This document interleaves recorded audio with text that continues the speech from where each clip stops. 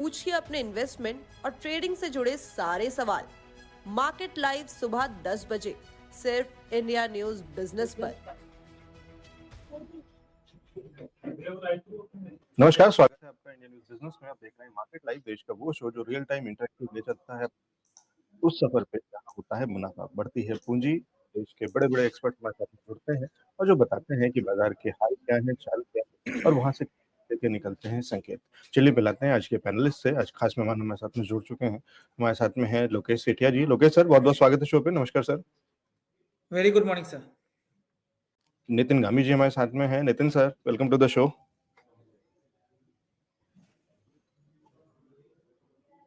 और साथ ही साथ हमारे साथ जुड़े हुए हैं अंकुर सक्सेना जी। अंकुर जी, बहुत बहुत स्वागत है शो पे। नमस्कार सर, सभी दर्शकों को बहुत बहुत शुभकामनाएं। और जबरदस्त शुभ दिन है, गुड मॉर्निंग चल रहा है, तेजी के साथ में बाजार है, बहुत सारी चीजें हैं और बहुत लोगों के चेहरों पे बड़ी मुस्कान है, एनालिस्ट के भी है और खासकर उन एनालिस्ट के जिन्होंने इसको पहले से देख लिया था, समझ लिया था कि बाजार में इस तरीके की तेजी आने को मिल सकती है, देखने को मिल सकती है। उसमें लोकेश जी भी हैं, उसमें नितिन जी भी हैं और काफी हद तक अंकुर जी भी हैं, क्योंकि ये कहीं ना कहीं डायरेक्शन वही है जिसकी हम बात कर चुके हैं और काफी समय से बात कर रहे हैं। एक बार शुरुआत करते हैं, क्या लेवल्स देख रहे हैं और यहाँ से किस तरीके का एक तरफ तेजी है या कुछ उतार चढ़ाव होगा? पहले अंकुर जी से शुरू कर रहा हूँ। अंकुर सर, क्या व्यू है निफ्टी बैंक निफ्टी, अपने लेवल्स पे एक बार बता दीजिएगा। जी, तो निफ्टी को अगर हम देखेंगे पिछले 4 दिनों से आई थिंक चौथा सेशन है जहां पे वो 20,850 के ऊपर टिकने की प्रयास कर रही है और 21,020 21,050 कमोबेश वो लेवल है जिसके ऊपर निकलने का प्रयास में वो असफल हो रही है। तो हमारे लिए यही 300 पॉइंट की रेंज है जो एक नो ट्रेडिंग जोन या कंसोलिडेशन जोन कह सकते हैं। आप देख सकते हैं 19,850 के बाद जो हमें रनअप देखने को मिला है, एक तरफा रनअप देखने को मिला है। इस कारण से अभी क्या हो रहा है कि इंडेक्स थोड़ा सा सुस्ताने का प्रयास कर रहे हैं। तो 19,850 से 21,050 ये करीब 300 पॉइंट की रेंज है जिसमें कंसोलिडेशन का प्रयास निफ्टी कर रही है। इसके इधर या उधर निकलने पर ही हमें एक डायरेक्शनल मूव देखने को मिलेगा और मेरा मानना है कि ये हफ्ता थोड़ा सा ठंडा रह सकता है, इस रेंज में हम फंसे रह सकते हैं और आपको by the end of the week एक doji candle formation on weekly time frames देखने को मिल सकता है। डिसीजन हो सकता है हमें इस रेंज के ब्रेकआउट या ब्रेकडाउन का अगले हफ्ते आता हुआ देखने को मिले।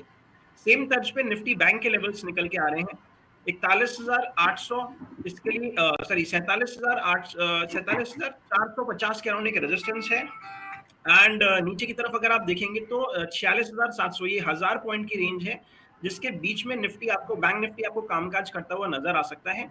इसके ऊपर या नीचे ब्रेकआउट या ब्रेकडाउन आने पर ही हम एक डायरेक्शनल ट्रेड ले सकते हैं। ये हफ्ता मुझे इस रेंज 1000 पॉइंट की रेंज बैंक निफ्टी में भी बन के निकल के आ रही है, करीब 46,700 से लेके 47,500 ये 800 पॉइंट की रेंज है।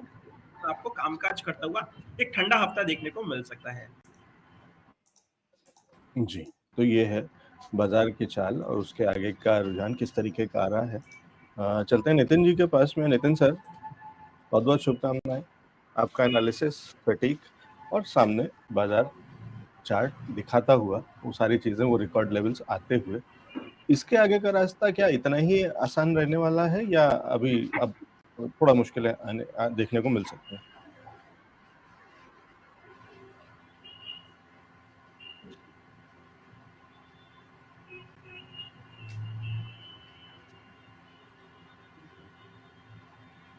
नितिन सर, आवाज मिल रही है आपको मेरी? अच्छा हाँ, बिल्कुल बिल्कुल बिल्कुल आ रही है।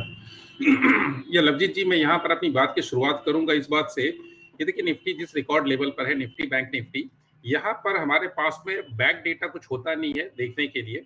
तो हम लोग बहुत पूरी तरह से, पर्टिकुलरली मैं अगर अपनी बात करूं तो बहुत पूरी तरह से डिपेंड होते हैं गैन नंबर्स के ऊपर में, प्लेनेटरी साइकिल्स और उसके नंबर्स के ऊपर में, बिकॉज हमारे पास बैक टेस्टिंग करने के लिए या बाकी चीजों को देखने के लिए उस तरह से डेटा अवेलेबल नहीं होते हैं, क्योंकि उस लेवल पर निफ्टी काम कर रहा है, मार्केट उस लेवल पर काम कर रहा है।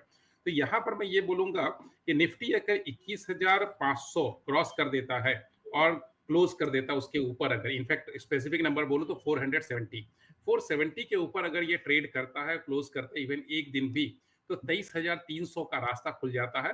और ये 23,300 का रास्ता मुझे लगता है 90 से 120 दिन के अंदर में, मतलब आपको नेक्स्ट 6 महीने के अंदर में 23,300 का रास्ता खुल जाता है।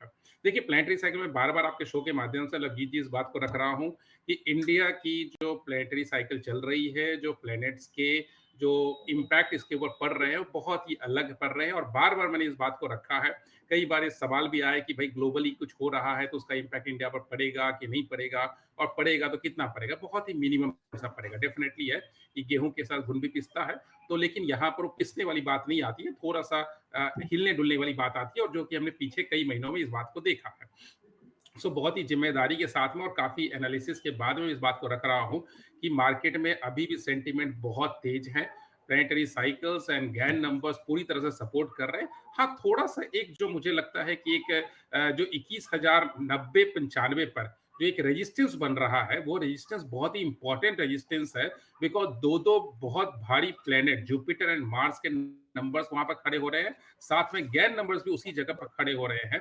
तो 21,100 को क्रॉस करना इस जगह पर मुझे थोड़ा सा मुश्किल लग रहा है, बिकॉज देखिए नीचे में एक जो गैप बना हुआ है 20,500-600 के पास में, तो टेक्निकली अगर हम तो उस गैप को फिल करना भी निफ्टी के लिए जरूरी है।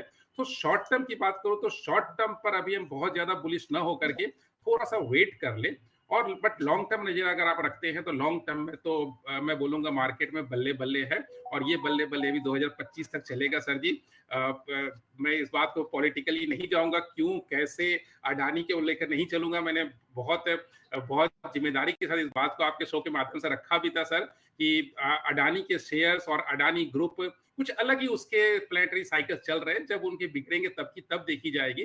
बट शेयर मार्केट से रिलेटेड बात करें अगर हम, पॉलिटिकली क्या होता है नहीं होता हमें वो नहीं देखना, हम चूंकि मार्केट से रिलेटेड काम करते हैं तो हमें ये देखना है कि भाई उनके शेयर्स मुझे मुनाफा देंगे या नहीं देंगे, और उनके शेयर्स कैसे चलने वाले हैं। तो जब मार्केट बहुत ज्यादा गिरा था, अडानी शेयर बुरी तरह से पिटे हुए थे जब फरवरी मार्च महीने में, तब भी मैंने बोला था कि पिटने की कोई वजह नहीं बन रही है। कुछ एक रीजन थे जो नीचे इनको खींचना था, वो हो गए, पूरे हो गए। उसके बाद तो आज देखिए सर कहाँ है, और आगे 2025 तक देखते जाइए सर कहाँ तक चलेंगे अडानी के शेयर्स अभी तक। और कंपेरिजन टू रिलायंस भी मैंने ये बताया था कि रिलायंस के शेयर उस हिसाब से क्यों नहीं चलेंगे, तो वो भी मैंने रखा था। तो मार्केट की बात करूं अगर तो 21,500 थोड़ा सा भी इस जगह पर मैं वेट करूंगा, मैं अभी जजमेंट नहीं दूंगा शॉर्ट टर्म में, बट लॉन्ग टर्म में तो सर 23,300 का रास्ता खुल रहा है। नीचे में 20,500 मुझे एक बार आता हुआ दिख रहा है मार्केट में। जी ठीक है। नितिन सर, जिस तरीके से आप निफ्टी में बता रहे हैं कहाँ पे रेजिस्टेंस दिख रहा है और कौन से लेवल्स पर नजर रख रहे हैं शॉर्ट टर्म और लॉन्ग टर्म दोनों के लिहाज से, क्या बैंक निफ्टी पे भी एक बार लेवल्स बता सकते हैं?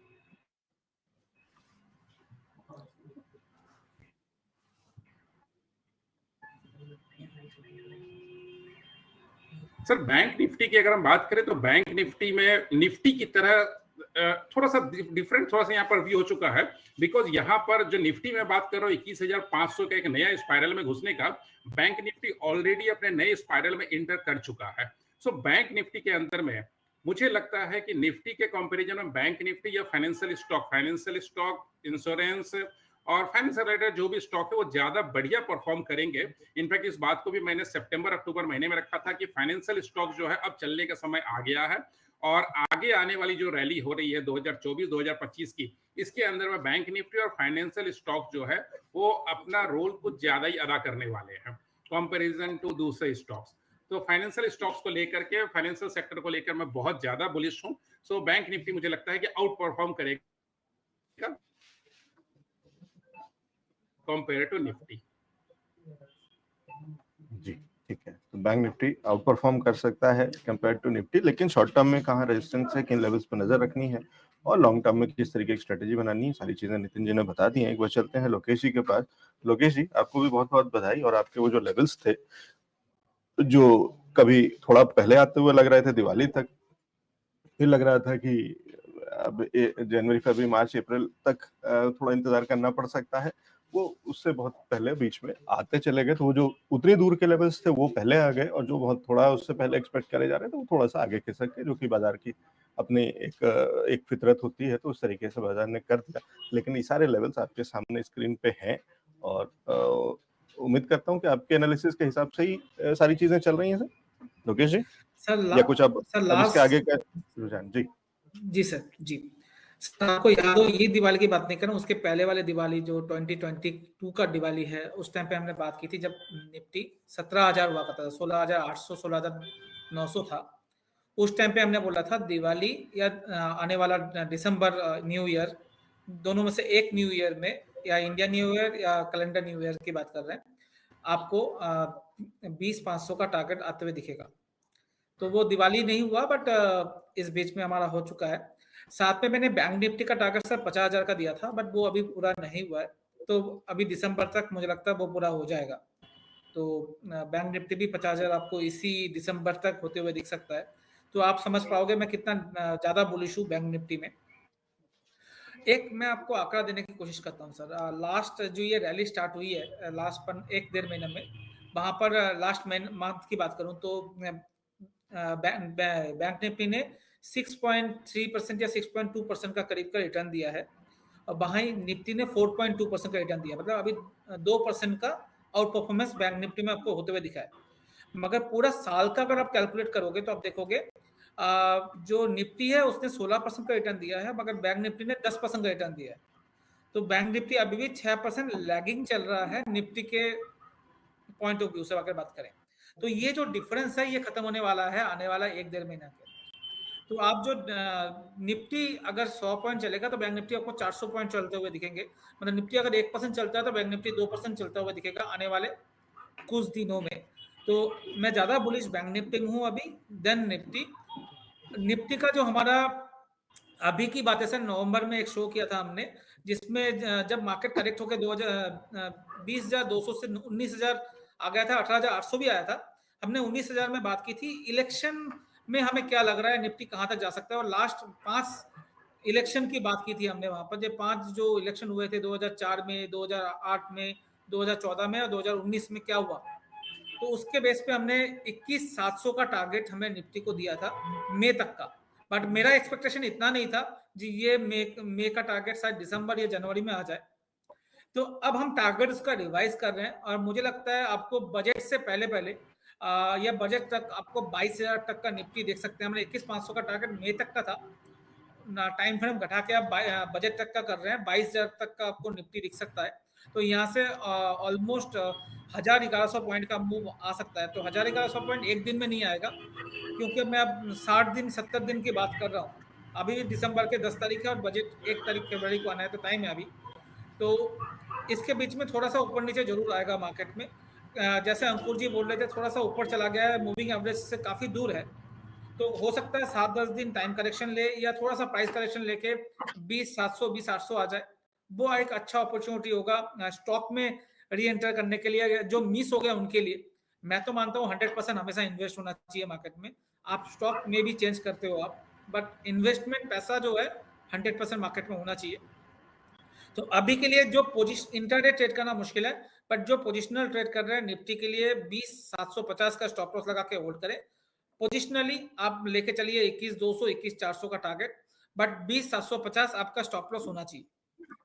अदरवाइज थोड़ा सा टाइम करेक्शन होगा तो आप थोड़ा सा बोर हो सकते हो, इसलिए 20,750 बहुत जरूरी है।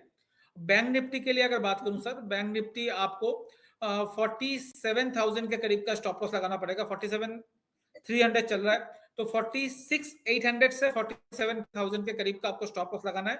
पोजिशनली बाई करना है, टारगेट ऑफ 5,000 रुपीज। उसमें थोड़ा सा हिकअप आएगा, 500 पॉइंट का स्टॉप लॉस इसलिए मैं दे रहा हूँ जब आप 1,000 1,500 2,000 पॉइंट का मूव भी हम देखने की कोशिश कर रहे हैं।